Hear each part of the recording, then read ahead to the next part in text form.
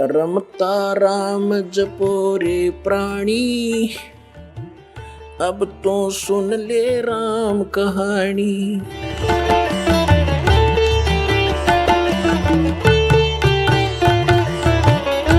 तो ऐसे एक मार्कंडे नाम के ऋषि बंगाल की खाड़ी में तपस्या कर रहे थे। इंद्र के हलकारे यानी उसने गुप्तचर छोड़ रखे होते हैं पृथ्वी पर, उनके देवता यहां गुप्त रूप में घूमते रहते हैं और उनके ऐसे सूक्ष्म शरीर होते हैं।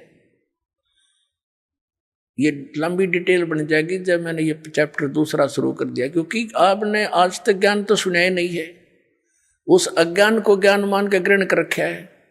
लेकिन सिंपल सा इतना है कहेंगे कि उसके हलकारे गुप्तचर सीआईडी वाले घूमते रहते हैं और उन्होंने पता लग गया कि ऐसे एक ऋषि मार्कंडे नाम के ऋषि बहुत समय से बैठे हैं, तपस्या कर रहे। इंद्र को चिंता बन गई कि कहीं तेरी गद्दी प्राप्त ना कर ले। उस तप को भंग कराने के लिए, साधना को डिस्टर्ब करने के लिए उसने एक उर्वशी भेजी। एक औरत आई खूबसूरत, और उसने उस ऋषि के सामने थोड़ी सी दूरी पर डांस करना शुरू कर दिया, नाचना शुरू कर दिया। और वहां का एक सिद्धि से वहां का वातावरण ऐसा बना दिया जैसे ना गर्मी ना सर्दी, और सुगंध उठ रही हो जानो चारों तरफ से, ऐसे जानो ऐसा बड़े मनमोहक वातावरण बना दिया। अब वो नाच रही है। मार्कंडे ऋषि आधी आंखें खुली हैं, आधी बंद हैं। जब उसने सारे डांस कर लिए, अंत में वो निवस्त्र होगी। तब मार्कंडे ऋषि बोले, हे बेटी, हे माई, हे बहन, आप यहां किस वास्ते आई? तब उर्वशी ने कपड़े पहनते हुए कहा कि हे ऋषि, मेरे स्वरूप को देखकर यहाँ अन्य इस बनखंड के, इस वन के, डिवीजन के, इस टुकड़े के जितने ऋषि महर्षि थे उनके वो तो डामाडोल हो गए और छोड़कर इस तप ने खड़े होकर लागे देखने मेरे को। लेकिन ना जाने आपकी समाधि कहाँ गई हुई थी, ये आप जानो। आप डगमग नहीं हुए। तब मार्कंडे ऋषि ने बताया कि मेरी जो समाधि थी, समाधि क्या होती है कि यहां बैठे वो अपनी दूरबीन से, अंदर की आंखों से, ये अपनी अपनी भक्ति से रेंज घटती बढ़ती रहती है। वो कह रहा कि मैं ब्रह्मलोक में मैं डांस देख रहा था और वहां नाचने वाली औरतों की तेरे जैसी तो 7-7 नौकरानी थी। तो तेरे डांस ने के देखो, मैं तो तेरे से इतनी सुंदर थी वो, जिनकी तेरे जैसी तो नौकरानियां थी। वहां मैं समाधि लगा रहा था। अपने आत्माओं, ये तत्व ज्ञान है, इससे दूध और पानी छनेगा, अलग अलग हो जाएगा। एक तरफ तो ये है कि मार्कंडे ऋषि ने अपनी साधना को सर्वोच्च मान रखा था। तो उर्वशी कहने लगी कि महाराज, आप एक बार इंद्रलोक में चलो।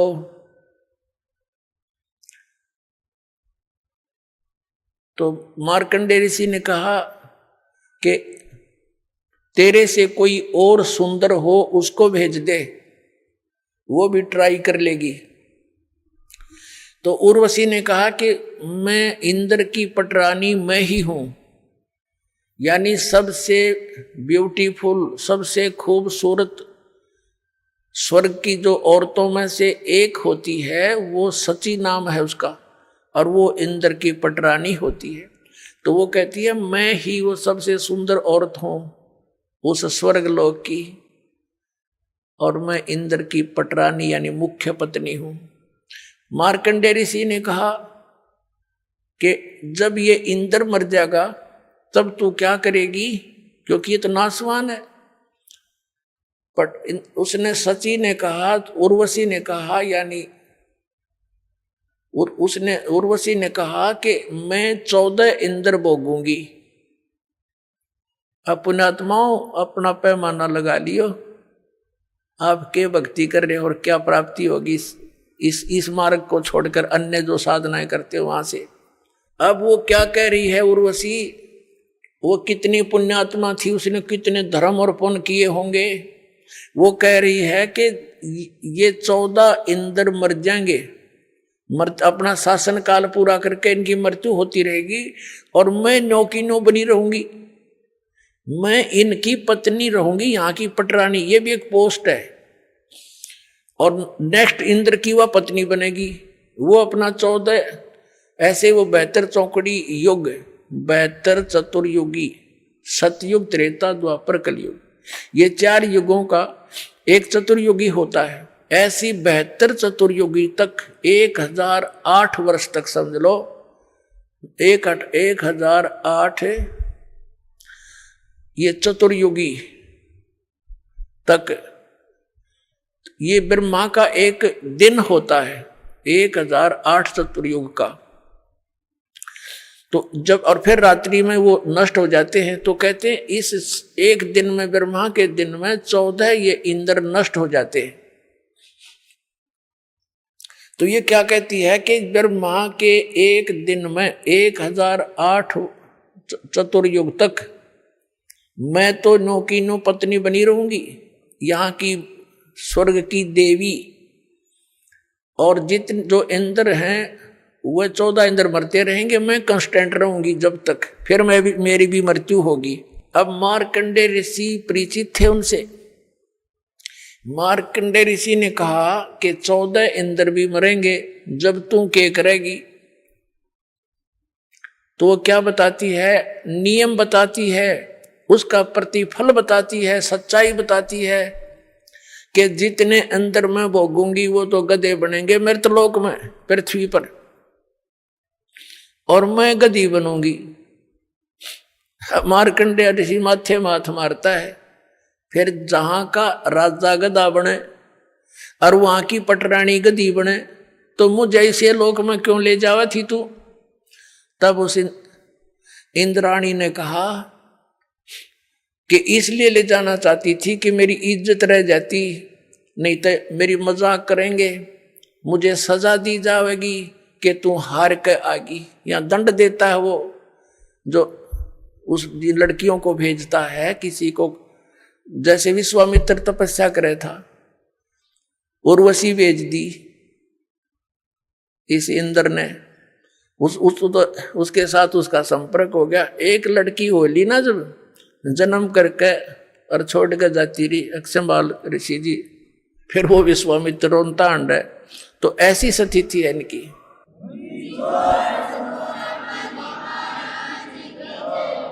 वो क्या कहती है कि मैं अपनी इज्जत रखने वास्ते, और ऐसे वो इंद्र इन ऋषियों को और लड़कियों को जो स्वर्ग में सुखी मानते हैं, स्वर्ग में सुख हो जाता है, उनका वो नौकर है उसके सारे, उस इंद्र के, और उनको बाई फोर्स भेजता है कि जा उसका धर्म भंग करके आ, नहीं तो तुझे सजा दूंगा। वहां कोड़ों से पीटी जाती हैं औरतें जो स्वर्ग के वासी कहलाते।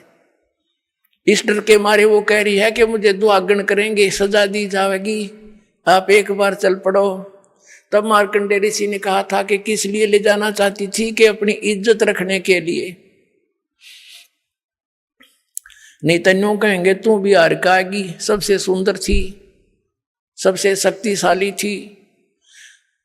तब जब मार्कंडेय ऋषि ने कहा, ए बोली आत्मा, तू आज भी गधी, क्योंकि 14 खत्म करेगी, और मृत्यु के बाद तू स्वीकार कर रही है परमानेंट गधी, तो फिर गधी का भी इज्जत किसी, और इज्जत की ठेकेदार नहीं बनी बैठी तू, भाग यहां से।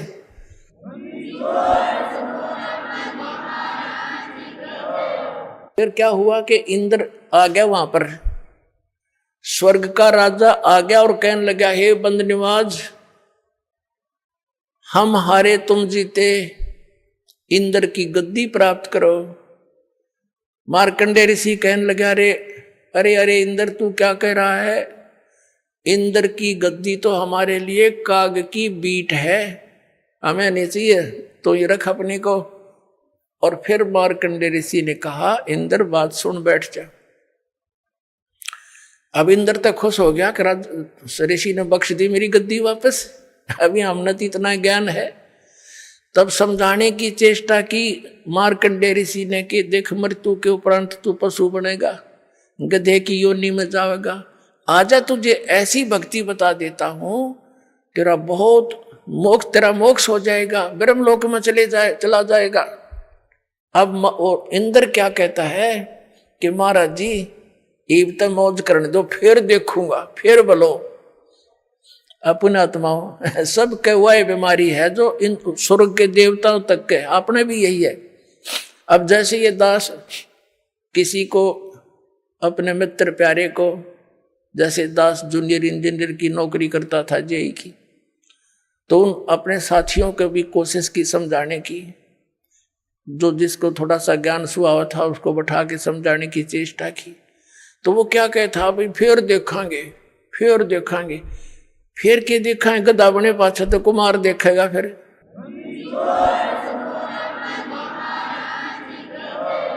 ढाई मन का बोरा कमर पर और लाठी कब लगेगी गट्टियां पे।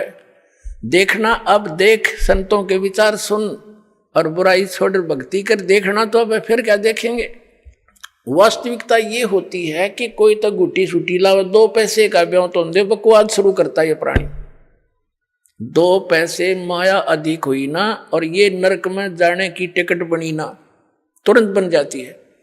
तो उनके वह किसी पर गुटी ना छूटे, किसी पर रिश्वत ना छूटे, और कोई 100 बुराइयों में ग्रस्त हो जाता प्राणी। तो वो इस कारण से यूं कहता फिर देखेंगे, और फिर कुछ एक यहां तक कह देते थे किसने देखी है, देखी जाएगी। बताओ, अब अंधा जा रहा हो जंगल के अंदर, वन की तरफ, और उसको कोई कहे आंखों वाला के सूरदास इधर मत जा भाई, ये रास्ता ठीक नहीं, बहुत भयंकर दुख होंगे तो इसमें चला जाएगा, जंगली जानवर हैं, वहां काटे हैं, बहुत बुरा हाल हो जाएगा। और वो अंधा वही बोल सकता जिसने कोई गुटी सूटी ला रखी हो या भांग पी रखी हो, वो कह सकता है ऐसी बातें, किसने देखा है, देखी जाएगी। अब अंधे न दिखता ना, आँखें वाले की वो मानता ना, और फिर नो क्या किसने देखा, जिसने देखा है वही तो बता रहा है कि ये रास्ता गलत तेरा। अपने आत्मा वही स्थिति आज हमारी थी, हमने अब इस काल की भांग गणी पी रखी है सभी ने। कबीर साहब कहते हैं, कबीर ये माया अटपटी और सब गट आण अड़ी, किस किस ने समझाऊं या कुआ भांग पड़ी। एक ठेके पर दारू पी के चाहे 10 कैंडिडेट आ रहे हों, और सारे की एक जैसी गतिविधि, एक जैसी बोल, ऐसे ही चाल पाओगी। उनसे बात करके देख लो, वो किसी भाषा बोलेंगे। तो यहाँ हम जो इस प्रकार की भाषा बोलते हैं, किसने देखा है, देखी जाएगी, फिर देखेंगे, तो ये सारे भांग पी रहे हैं इस काल की माया की। कबीर साहब कहते हैं, कबीर ये माया अटपटी सब गट आण अड़ी, और किस किस ने समझाऊं या कुआ भांग पड़ी। 21 ब्रह्मांड है इस काल के, इन सारे में कुआ, इन सब कुओं में या ये भांग डाल रखी है, सब ने यही पी रखी है, और यही ज्ञान ग्रहण है। स्वर्ग प्राप्ति करूंगा, MLA बनूंगा, MP बनूंगा, हर गधा बन के फिर देखिए के बनेगा तेरा। तो ये ज्ञान आपने फाइनल मानना पड़ेगा।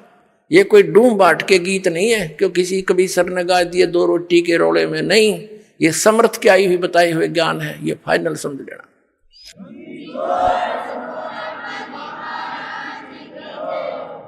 अपने आत्माओं, अब मार्कंडेय ऋषि की स्थिति देखते हैं।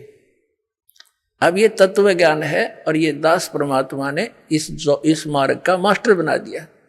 अब दास चाहता है कि आपको भी ये ज्ञान दूं, आप भी खुद दृढ़ हो और अन्य को भी समझाने की चेष्टा करो, या नाम जलाओ ला करके। अब जैसे ये कहते हैं ना, समाधि लगाओ, और हम ये भी सुना करते थे, हजारों वर्ष तक महापुरुष समाधिस्थ रहते थे। ये मन इतना उस्ताद है, आप कहीं बस की इंतजार में बैठ जाओ ना बस स्टैंड पर, आपको ये मालूम भी हो कि आध घंटे में आओगी बस, फिर भी मन 2 मिनट के बाद उठ कर नहीं देखेगा, कोई भी खुड़का सुन जा, यानी वहां भी ना चैन से बैठने देता ये। और ये समाधि में बैठने दे, वैसे बैठने दे किसी को, जैसे आप सिनेमा देखने जाते थे, अब तो नहीं जाना है, तो उसमें 3 घंटे का पता नहीं लगता, क्योंकि उसमें नए नए सीन देखने को मिलते थे।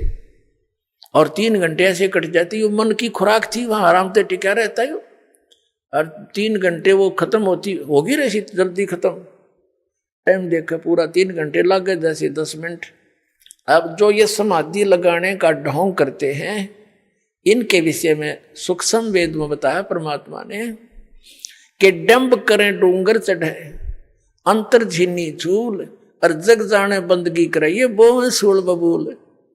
जैसे ये देखे होंगे संत साधु पहाड़ पर या टीले से पे ऊंचे स्थान पर बैठेंगे वृक्ष के नीचे, और समाधि लो बैठ जाएंगे आसन पदम लगा के, तो दूर से दिखे वो कौन बैठा है। नगर वाले देखें भाई महात्मा बैठा तपस्या करे, फिर लाइन लग जाए, उड़ा माथा टेकनी आएगी। तो परमात्मा कहते हैं डंब करें, डंब माने लोग दिखावा पाखंड करते हैं, आडंबर करते हैं। दंब करें डूंगर चढ़े, ऊंचे स्थान पर बैठेंगे, और अंतर झीनी झूल, अंदर न्योकिनो को बदे, और जग जाने भक्ति करे, यो बोए सूल बबूल। अब मार्कंडे ऋषि जो समाधिस्थ हो चुका था, बहुत दिनों तक बैठा था, वो क्या देख रहा था, उसने आप स्पष्ट कर दिया कि जहां मेरी समाधि थी वहां मैं डांस देख रहा था, और वहां ब्रह्मलोक के अंदर मेरी समाधि पहुंच गई थी, और वहां नाचने वाली इतनी खूबसूरत औरतें हैं तेरे जैसी, तो वहां बांदी नौकरानी थी उनकी। तो ये मन न्यो टेका रहा था इन ऋषियों का। अब जैसे पुण्यात्माओं, हमारे शरीर में चैनल लगे हुए हैं, चैनल, ये चैनल जो हैं ये कैसे हैं, जैसे कमल है हमारे, चक्कर बोलते हैं जिनको, शरीर में चक्कर है, एक मूल चक्र, फिर स्वाधिष्ठान चक्र, इनको कमल भी बोला संतों ने, और फिर नाभि चक्र, फिर हृदय चक्र, और कंठ वाला कमल चक्र, और फिर त्रिकुटी चक्र, त्रिकुटी कमल। तो ये क्या है, ये समझ लो कि एक टेलीविजन के अंदर चैनल लगे हुए हैं। तो जिस चैनल को आप ऑन कर दोगे, वर्किंग में कर लोगे, उस टीवी के अंदर जिस स्थान से वो प्रोग्राम रिले हो रहा है, वो स्थान तो कहीं और है, और दिखाई दे रहा टीवी में, एज इट इज दिखाई दे रहा है। तो ऐसे ये ऋषियों ने हठ योग किए। लंबी आयु थी पहले, सतयुग में 1,00,000 वर्ष की आयु होती है, और त्रेता में उससे कम हो जाती है, 10-10 हजार वर्ष की आयु होती है, और द्वापर में 1-1 हजार वर्ष की, प्रारंभ में ज्यादा होती है, लास्ट में 1,000 पे अंत होता है। और कलियुग के अंदर ये आपकी लास्ट में 20 वर्ष की आयु रह जाएगी, और शुरुआत इसकी ऐसे ही कई सैकड़ों वर्षों से हुई है। अब क्या हुआ, वो क्या देख रहा था, उसका चैनल ऑन हो गया, और उसने क्या दिखाई दे रहा था, ब्रह्मलोक में डांस देख रहा था। और कभी कुछ दिखाई देता है, कभी कोई झरने आ रहे हैं, कितने कोई ऐसे सवारी जा रही है, कोई नाच हो रहे हैं, कई झरने बह रहे हैं, ये देखते रहते हैं अंदर। तब ये मन टेके ना टेकन दे इसने। अब उससे क्या होता है, ये ऋषि लोग साथ में ओम नाम का जाप भी करते थे। तो ओम नाम के जाप से और इस हठ योग से क्या होगा, ओम नाम के जाप से मार्कंडेय ऋषि ब्रह्मलोक में जागा, क्योंकि उसके ब्रह्मलोक तक की साधना हो चुकी थी। गीता जी अध्याय नंबर 8 के श्लोक नंबर 16 में स्पष्ट किया है कि ब्रह्मलोक पर्यंत सभी लोग पुनरावृत्ति में हैं, वहां गए हुए भी जन्म मृत्यु को प्राप्त होते हैं। अब मार्कंडेय ऋषि अपनी साधना को मोक्षदायक मान रहा था, सबसे बढ़िया मान रहा था, उसकी भी कुछ भी ना पाइया। अब पुणात्मा जैसे गीता जी अध्याय नंबर 4 के श्लोक नंबर 25 से लेकर 30 तक यही निर्णय दिया है कि जो भी साधक जो साधना कर रहा है, वो अपनी साधना को पापनाशक माने बैठा है। चौथे अध्याय के 32वें श्लोक में कहा गीता जी में कि इस प्रकार के वास्तविक जानकारी, धार्मिक अनुष्ठानों की जानकारी, साधनाओं की जानकारी सच्चिदानंद घन ब्रह्म की वाणी में विस्तार के साथ कही गई है, वो तत्व ज्ञान है। और चौथे अध्याय के फिर 34वें श्लोक में कहा कि उस तत्व ज्ञान को तू तत्वदर्शी संतों के पास जाकर समझ, उनको दंडवत प्रणाम करने से, विनम्र होकर, कपट छोड़कर सरलता पूर्वक प्रसन्न करने से वह तत्व ज्ञानी दर्शी ज्ञानी महात्मा तुझे उस तत्व ज्ञान का उपदेश करेंगे। उनसे पूछ जाके। इसे गीता ज्ञानदाता भी परिचित नहीं है। तो ये मार्कंडेय ऋषि अपनी साधना को उत्तम मान रहा था। अब परमात्मा के उस तत्व ज्ञान से, उस पैमाने से नाप कर देखेंगे। इसने क्या बताया है? इंद्र कुबेर ईश की पदवी ब्रह्मा वर्ण धर्मराया, विष्णुनाथ के लोक को जाकर तू फिर भी वापस आया। ये ब्रह्मलोक तक गए हुए प्राणी भी वापस आते हैं। आपने प्रमाण देख लिया 8वें अध्याय के 16वें श्लोक में गीता जी में। आप सुन रहे थे जगत गुरु तत्वदर्शी संत रामपाल जी महाराज जी के मंगल प्रवचन। अधिक जानकारी के लिए विजिट कीजिए हमारी वेबसाइट www.jagatgururampalji.org। संत रामपाल जी महाराज जी के शुभ आशीर्वाद से पूरे विश्व भर में 500 से भी ज्यादा नाम दीक्षा केंद्र हैं, जिन पर संत रामपाल जी महाराज जी द्वारा ऑनलाइन निशुल्क नाम दीक्षा दी जा रही है। अपने नजदीकी नाम दीक्षा केंद्र का पता करने के लिए संपर्क करें 8222880541।